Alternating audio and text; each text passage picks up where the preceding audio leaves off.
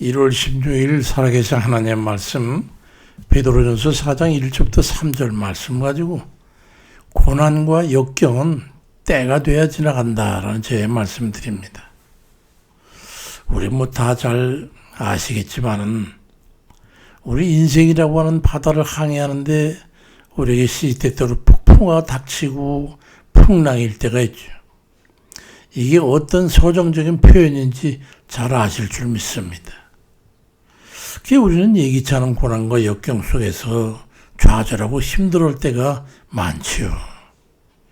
우리 인생을 그래서 고해라고 하지 않습니까? 근데 우리가 겪는 고난과 역경이 길 가다가 문이 열려 있어가지고 무심결에 들어온 그런 불청객이 아니에요. 반드시 찾아온다는 거예요.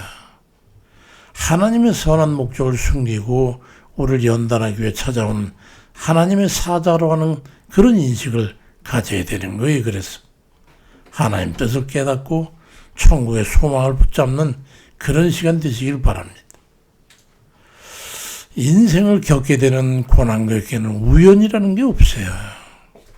세상적인 고난과 역경은 때로 우리의 잘못된 선택의 결과일 수 있겠지만 하나님 은혜 안에서 겪게 되는 고난은 반드시 선한 목적이 있어서 찾아오는 거예요. 우리에게서 군더더기가 없이 하고 정결한 천국 백성으로 우리의 믿음을 연단하고 영적인 성숙을 이끌어 하나님의 은혜로운 통로가 되게 하는 거예요. 베드로전서 4장 1절 2절에도 그리스도께서 이미 육체의 고난을 받으셨으니 너희도 같은 마음으로 갑옷을 삼으라. 이는 육체의 고난을 받은 자는 죄를 그쳤음이니 그 후로는 다시 사람의 종용을 따르지 않고 하나님의 뜻을 따라 육체의 남은 때를 살게 함이라고 말씀합니다. 예수 그리스도께서 먼저 육체의 고난을 겪으심으로 해가지고 우리에게 본을 보이셨듯이 우리도 고난을 통해서 죄에서 돌이켜 하나님의 뜻을 따르는 그런 삶을 살게 하기 위함입니다. 육체의 고난과 삶의 역경을 겪으면서 우리는 비로소 회개의 감사를 깨닫게 되고 하나님의 은혜를 더욱 갈구하면서 간절히 기도하는 변화가 됩니다. 욥을 보십시오.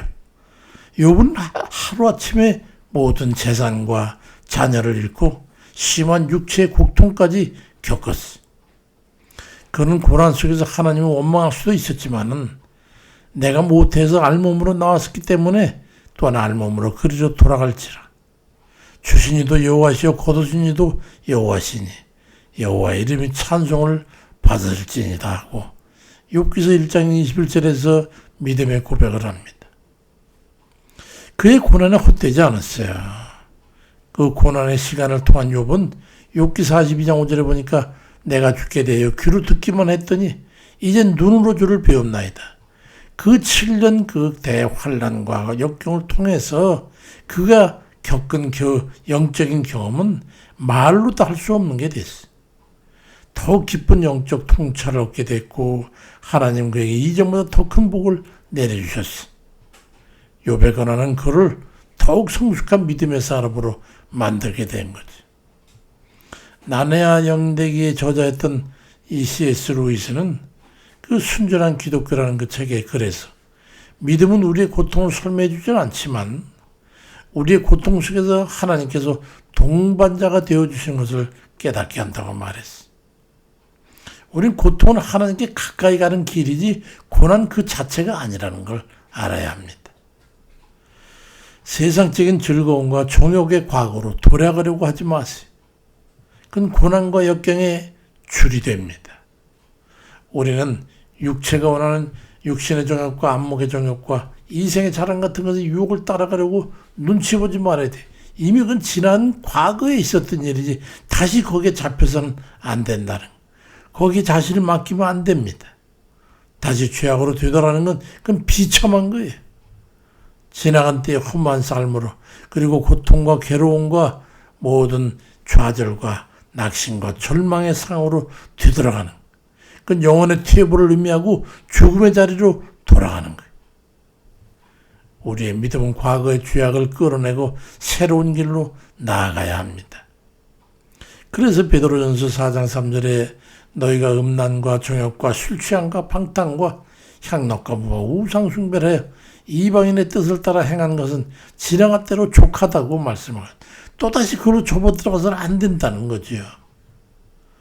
사도 베드로는 우리가 과거의 세상적인 쾌락과 우상 숭배에 빠져 살았던 그런 죄악된 삶은 지나간 대로 족하다고 단언하게 말하는 거예요.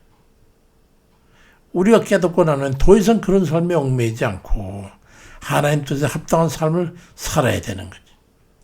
육체의 정욕은 순간의 만족을 줄 줄 모르지만 결국 영혼을 병들게 하고 하나님과의 관계를 단절시키게 되잖아요.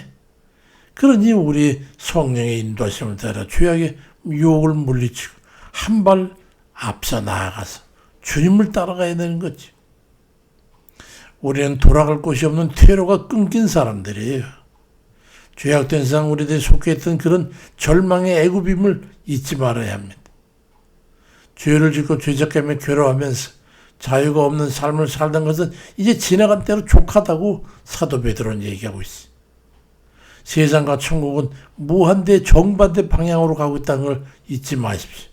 우리는 결코 동행할 수 없이 우린 예수 그리스도를 통해서 영원한 생명을 얻었고 다시는 죄의 종로를 타던 옛 삶으로 돌아갈 수 없는 그런 존재가 되었어요.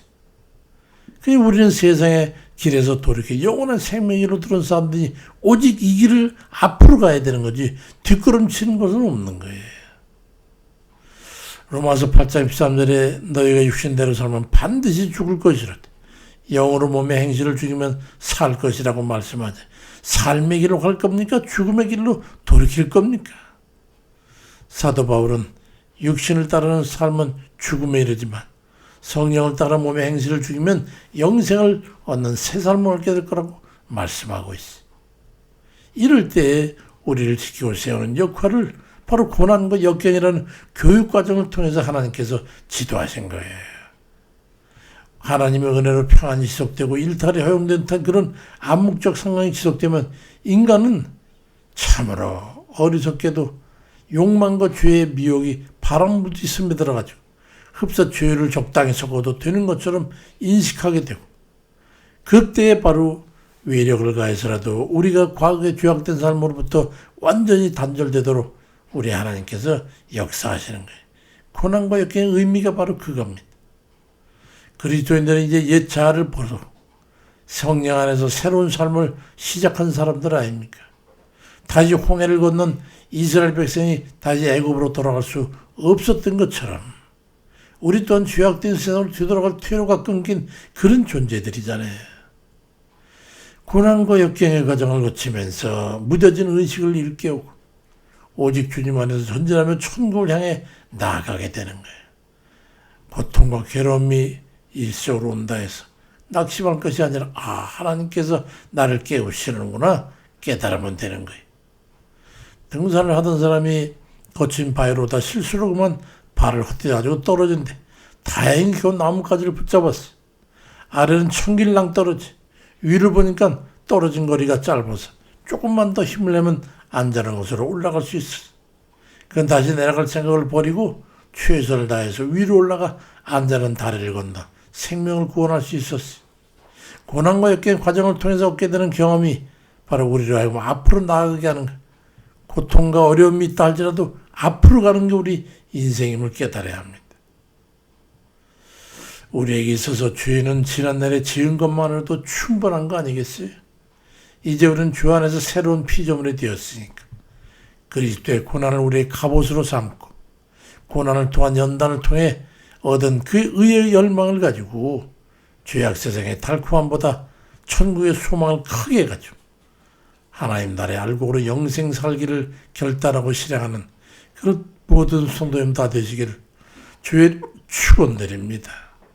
아멘입니다.